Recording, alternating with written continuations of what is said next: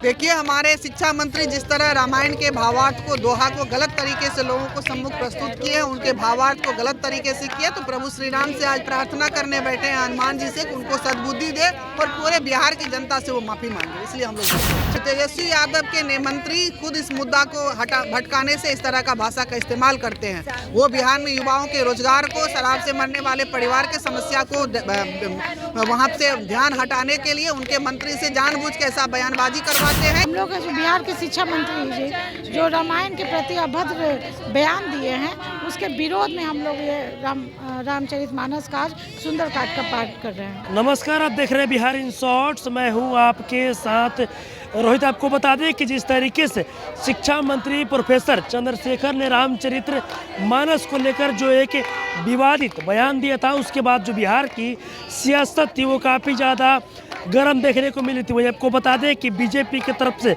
लगातार ये सवाल उठ रही थी कि शिक्षा मंत्री को मंत्रिमंडल से बर्खास्त किया जा रहा है। देखिए, आज आपको हम तस्वीर दिखाएंगे कि बीजेपी की महिला मोर्चा के द्वारा रामायण पाठ का कार्यक्रम किया जा रहा है। देखिए, आपको हम सीधा तस्वीर दिखाएंगे कि बीजेपी कार्यालय के ठीक सामने एक हनुमान मंदिर है, जहां पर बीजेपी की महिला मोर्चा की महिलाओं के द्वारा रामायण पाठ का कार्यक्रम किया गया शिक्षा मंत्री के खिलाफ। आइए लोग सब बातें करेंगे।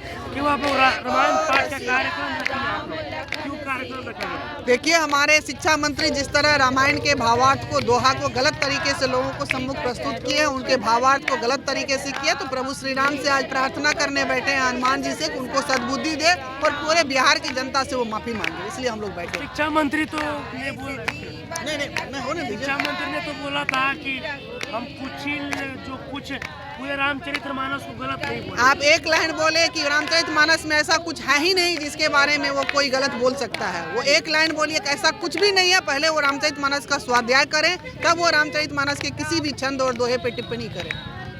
अध्याय करने के बाद जी, स्वाध्याय करें। तेजस्वी यादव का कहना है कि जो उप मुख्यमंत्री है, उनका कहना है कि बीजेपी मुद्दा से भटकाने के लिए सब। जी नहीं, तेजस्वी यादव के मंत्री खुद इस मुद्दा को भटकाने से इस तरह का भाषा का इस्तेमाल करते हैं। वो बिहार में युवाओं के रोजगार को, शराब से मरने वाले परिवार के समस्या को वहाँ से ध्यान हटाने के लिए उनके मंत्री से जानबूझ के ऐसा बयानबाजी करवाते हैं कि लोगों का ध्यान इस तरफ आए और बाकी मुद्दों से ध्यान भटके।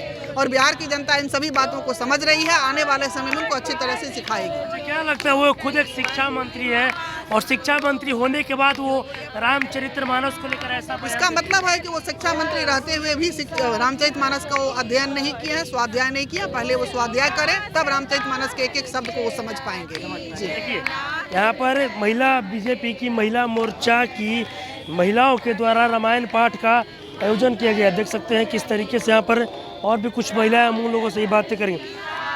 रामायण पाठ का कार्यक्रम जी, हम लोग जो बिहार के शिक्षा मंत्री जी जो रामायण के प्रति अभद्र बयान दिए हैं, उसके विरोध में हम लोग ये रामचरितमानस का आज सुंदरकांड का पाठ कर रहे हैं। पाठ कर लिया जी, आप लोग बताइए।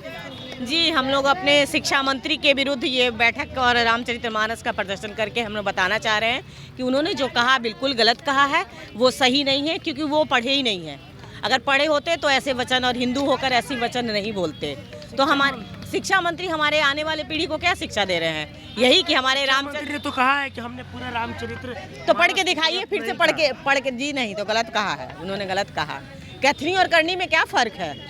वो गलत कह के और लोगों को भड़का रहे हैं और अपने वोट बैंक के लिए ये सब काम कर रहे हैं। तेजस्वी यादव का कहना है कि बीजेपी जानबूझकर इस मुद्दा को उछाल क्यों करेंगे? रामचरितमानस बीजेपी के हैं, रामचंद्र जी हमारे बीजेपी सभी धर्मों को मानने वाले, तो सभी धर्म, तो फिर ये इसके खिलाफ क्यों नहीं किए, आवाज़ क्यों नहीं उठाए शिक्षा मंत्री के विरुद्ध? क्योंकि ये गलत चीज़ है कि नहीं है कि हमारे रामचंद्र जी क्या गलत किए? हम लोग के लिए कितना सारे काम रामचंद्र जी उस समय, आने वाले समय में बताइए। सबरी का जब एक झूठा बैर अपना जब खिला सकती हैं, तो फिर वो क्या जात पात है, क्या ऊंच नीच है? इसलिए गलत है, वो गलत है, वो पढ़े नहीं हैं, वो समझते नहीं हैं। वो हमारे रामचंद्र को समझे और हम लोगों से माफ़ी मांगे, तभी, नहीं तो वो सस्पेंड करे जाए। आप लोग बर्खास्त करें। हाँ, नहीं माफी। आप लोग बताइए, रामायण का पाठ आप लोग करनी है, कर रहे हैं उन्हीं के लिए कि तुम समझो, आप समझो कि माफी मांगो। गलत बात क्यों बोले बस इसीलिए। चलिए, तो आप देख सकते हैं, आपको बता दें कि जिस तरीके से शिक्षा मंत्री प्रोफेसर चंद्रशेखर ने रामचरितमानस को लेकर एक विवादित बयान दिया था। उसके बाद जो सियासत थी वो काफ़ी ज़्यादा तेज देखने को मिल रही थी। वहीं आपको बता दें कि आज बीजेपी की महिला मोर्चा के द्वारा आज रामायण पाठ का कार्यक्रम रखा गया था और इन लोगों का कहना है कि जिस तरीके से शिक्षा मंत्री ने रामचरितमानस को लेकर बयान दिया था वो काफ़ी निंदनीय है और काफ़ी गलत है। शिक्षा मंत्री को रामचरितमानस के बारे में कुछ भी पता नहीं और इन लोगों की मांग है कि शिक्षा मंत्री को बर्खास्त किया जाए। बस इसी तरह की तमाम खबरों के साथ अपने साथ जुड़े रहें। तब तक के लिए धन्यवाद।